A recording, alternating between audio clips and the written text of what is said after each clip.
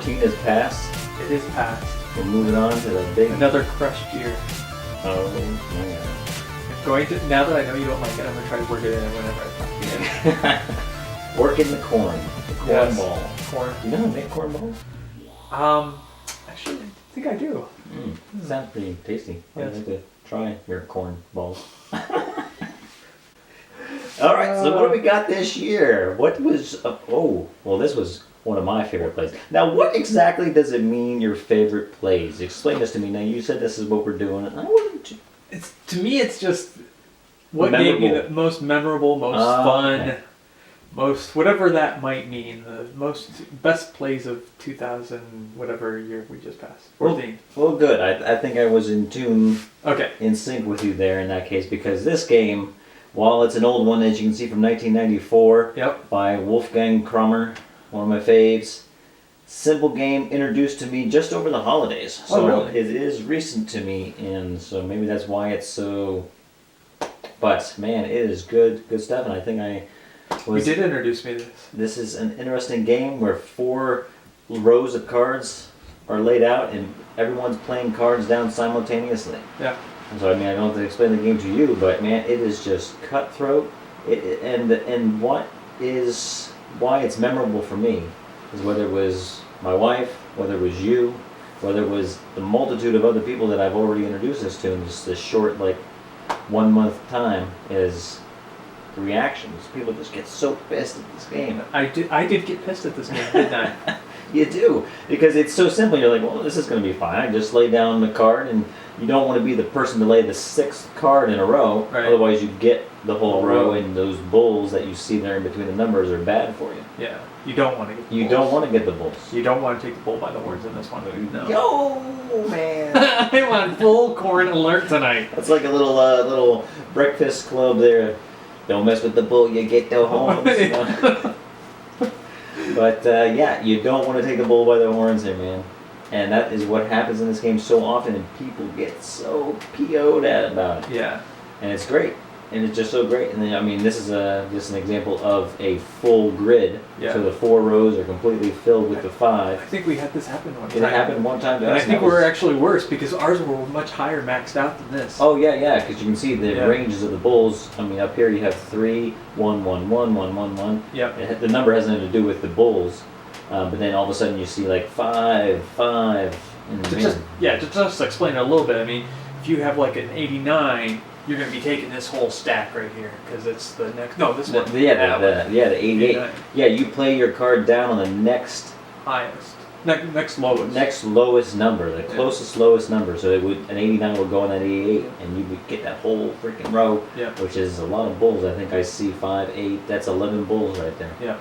And that's not good. No. And just everyone's swearing like sailors during this game. Yeah. And that's what makes it good for me. You like games I hate? Yeah. I think that's the same for you. Partially.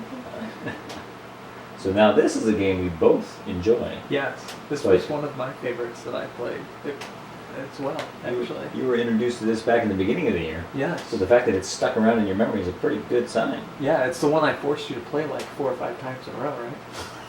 I don't think there was any forcing, man. Yeah. I was happy to do it. So now, this is another game by Wolfgang Kramer. But here he's working with his Michael Kiesling buddy. Yep. They are a fantastic duo, one of my favorite duos. And this is the German name of it. But it's the Palaces of Carrara. Yeah. Whoa. I don't know why we said anything like we actually play these games. Why are we even having this episode? Because we don't actually play games that do. We just sit around and talk about them. That's all we need to do. That's all anyone needs to do is just talk games. Why enjoy the hobby? I know. Gotta hate on it. Yeah. So what are we doing in this game? So this is a wheel. I love the wheels. Glass Road and wheels really. Glass Road has a wheel. Oh, it does have the wheels. Yes. A little bit different kind of wheel, but yeah. Their own personal wheels in that one. Yes, but personal. This is a shared resource one, right? Shared resource wheel. This is essentially the market. Yep. This is the market where all the building supplies, all the building blocks come out. And it's just an interesting way in which that works. Every turn, depending on the rule set that you're playing, you have to turn the wheel. So blocks that are in one section of the pie get cheaper. You see all the numbers there, and they each get cheaper, and certain ones drop off, so they're free. Yep. Was it? Did you have a most memorable moment from any particular game or anything? Well, in this game, because it's all about getting these market blocks, and then it's all about building these buildings, essentially in these cities, Yep. and then scoring them in different ways. But this game gets big reactions on people taking stuff out of the pie wedges Yep. that people want, and it also gets it because once one person builds in one of those cities, no one else can do it. Yep. So when someone does that, everyone just like, oh, you son of a, you know. It's just so. I mean, you get reactions all over on this game. Definitely. This is one of the games that clicked for me too. This was one of the ones I always would say, I don't know about this. And then that is your MO. I have no idea. I have no idea. Oh look! I've slaughtered all of you. I have crushed you. How did I miss that? How could I miss that? I took it for you, man. Thanks, I appreciate So you it. didn't kill yourself after the episode was over. I missed it. What else do we have? Oh yeah. So this is and that's one thing that's so nice about this thing. Everyone comments on it when they play it. These beautiful player screens. Yes, they are awesome. They're hefty, heavy duty, thick, and just the way they interlock. They don't topple over easy. No toppling. Yeah. These are not toppling. Elephants could have sex on top of them. Whoa! I'm the only one that gets to talk about the fornication. What are you talking about? And these possibly that might be. I mean, they're tough. They're sturdy. Yeah, not like those in Keyflower. Oh yeah. No, those are worst screens ever. Yeah. But then I mean, these are your player boards. Everyone has it, and there's an advanced version, a simple version if you don't want to get crazy. Yeah. Solid game. Yes, I enjoy. All right. So now this I put on here. So now this is Orchard. This is a hobby game, very simple kids game. Yeah. So this game, Monza, Haba game also. This is a little racing kids game. And in this game, this is the best thing I could find for it. This is a Chicken Cha Cha Cha or Zig Zag Huckernack, and it's a memory game. But this is here for the fact that this was the year of starting to break my 3.5-year-old in the game. And so, man, the memories I have from that are just insane. That's awesome. Insane. Just the way, the first time playing with him, I think this is the first game I ever played with him. Tried, and him just flipping over tiles so repeatedly, and you're only supposed to do one at a time. Yeah. And he's just, and I'm like, oh my god, stop! And then just over the course of playing it repeatedly with him, and then sometimes taking a month break because I realize, holy crap, Dad can't take that stress. And then I come back to it, and he's better, and he understands, and he's more focused, he waits his turn. Yeah. And just his reactions too when he finds stuff, or when he gets a good roll in this game, because you're rolling dice to be able to move your cars color-coded around the track. Yeah. And in this game, it's just you're rolling the dice to collect these little fruits down here off of the trees to get them in your basket before you complete the crow puzzle. Yep. And the crow eats your fruit. I mean, just his reactions. I mean, I have a great Home Alone video of him doing that. When he rolls the crow, he goes, oh my god! And he puts his hands to his face, and he gets all. So it's just gaming with the kid. I agree, and I don't actually have anything in this set for that, but I agree. What was the one of my favorites? Haba's Castle Knights. I have yet to try that. It seems like you're cooperatively using the string. Yeah, that one takes some patience. I wouldn't try it at 3 quite yet. For some reason, I bought it, but yeah, I know not to try Not it. to bring that one up quite yet. 3 years, maybe. Yeah, double his age. But that's that. Yeah. So I mean, that was for the kids. Oh, now I put this one in here because now this is Jeffrey Allers, the same guy behind New Amsterdam. And what other game I can't remember at the time. This is a harder to get game. I don't think it ever really came out in the States. But I think you saw this getting played one time. I've seen it getting played, but I've never played it. Great game. It has this interesting market mechanic down here. This is essentially the market, which is their plantation board. Yeah. Because you see how it's this W shape. It's an odd. Yeah. It's not a normal Kind of grid. different layout. Yeah. Yeah, and when you on your turn you buy something from the plantation, but the thing is the key. And I know there's nothing in the plantation board now, but Right. normally it's full of these plantation tiles. You have to buy the whole row.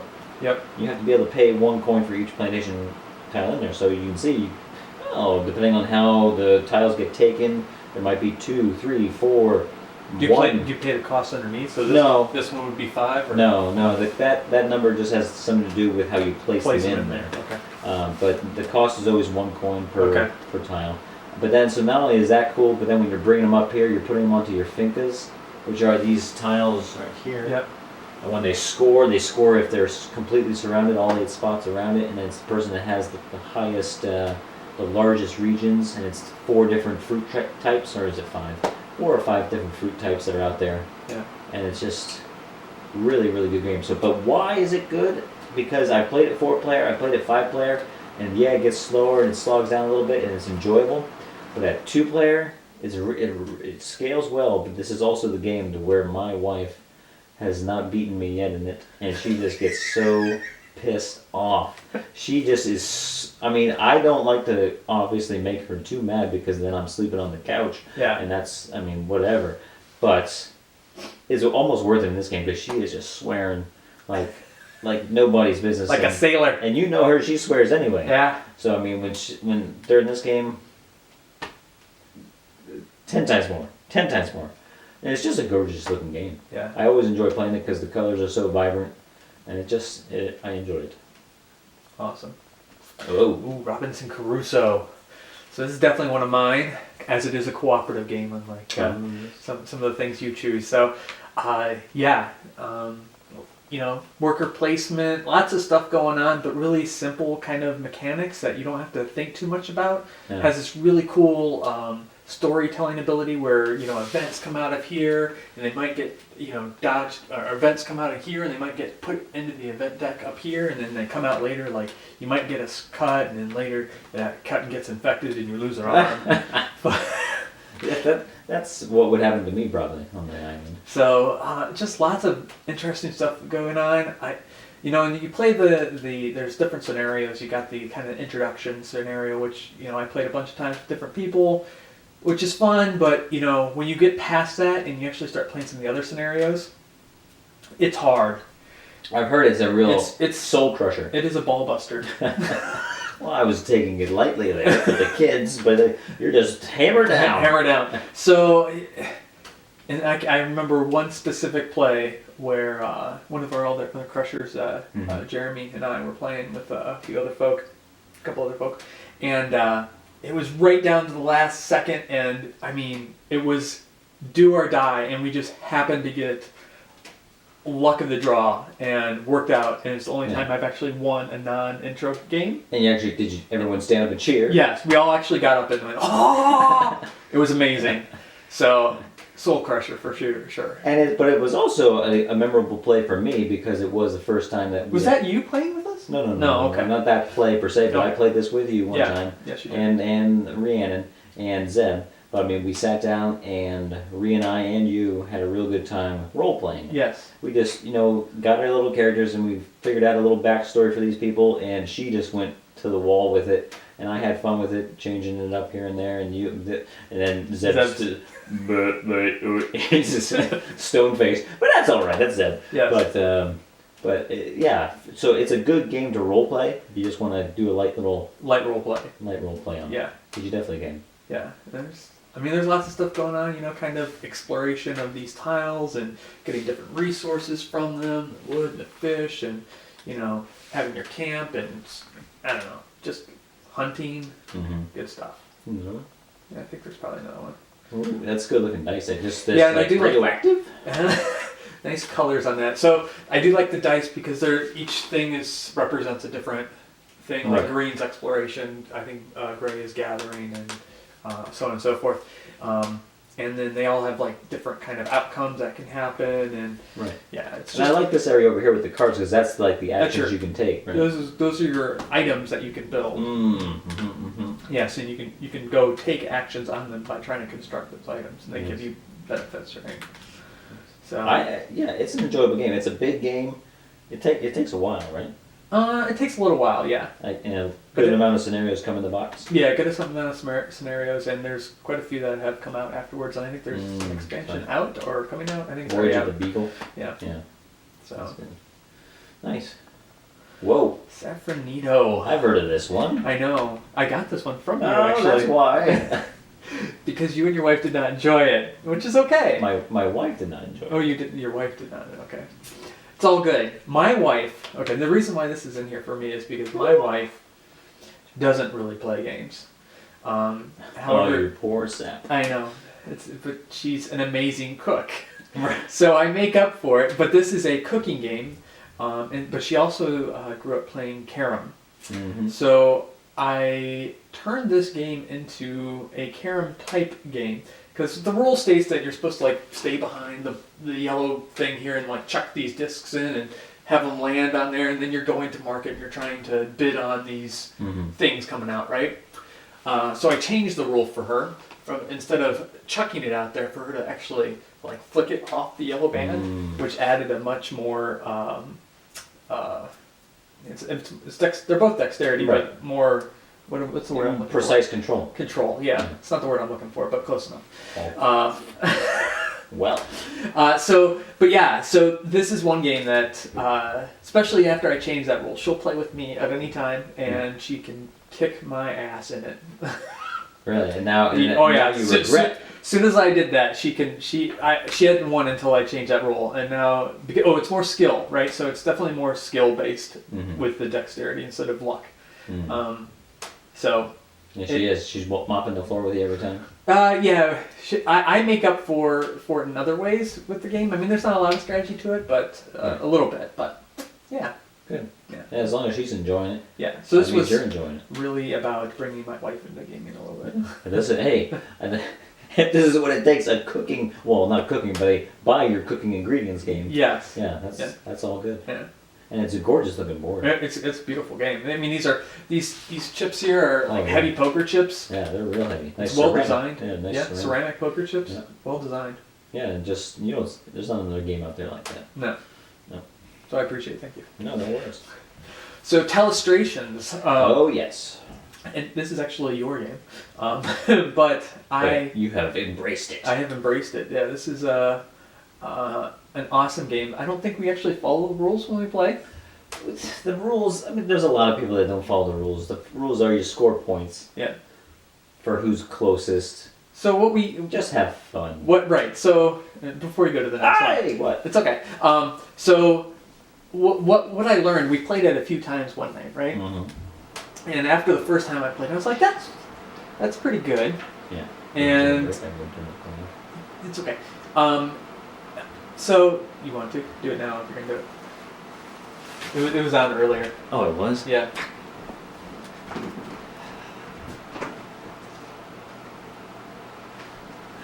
That's one good thing about this format is these breaks are easy to splice back in. Yes! Is it going to turn off sometime? Oh, it's going to work. You hear that double click it. Okay. So we were playing it, kind of not by the rules, but in the first play was pretty okay. But I was like, well, this really, if I just start dorking with people as we play, I think it's going to be a lot more fun. Oh yeah. So if you go to the series, this is actually from our game. This is an actual. This is our play. So it started off with this. I don't know whose this was originally. Pearl necklace, and someone was very PC about it and actually did a pearl necklace. and a good artist to boot. Yes. Someone guessed pearls. Not bad. Close. Yeah. And someone drew a very decent oyster here with a pearl. An with insanely large oyster. tongue. So this is the point I got it. I was going to say, this you drew that, no? No, I didn't draw. So this is where I start dorking with people. Oh, okay. So feed me, Seymour. Yeah. I can see how you could turn that into that. Right. So there's no pot underneath, but yes, there is. Yeah. Feed me Seymour and the next person. And the next person. Yeah. Little Shop of Horrors, totally. I think that was awesome. That thing is grotesque. It's like something out of Dune. I don't know what's that. And this guy's like, just take me now. I'll feed you myself. Stop singing to me. And then, does it keep going? I think that's it. Oh, no, that was it. Oh, I thought where was the little shop? Because then someone wrote Little Shop of Horrors. Did they? I did. Yeah. Oh, you did? I wrote Little Shop of Horrors. Yeah, I didn't get that one. But it is a good game. It makes people laugh, and that's what's huge about this game. People are laughing all the time. Yes. But that was an awesome, and what we already saw the little glimpse of that was the end of the year. Happy New Year! The ball is dropping. We're moving on to 2015. Heck yeah, let's go. Let's do it. Oh wait, we gotta clean up all this confetti crap. But I'm gonna suck it in, man. I'm hacking. I gotta go get some water. Let's game. It's game. All right, let's do it.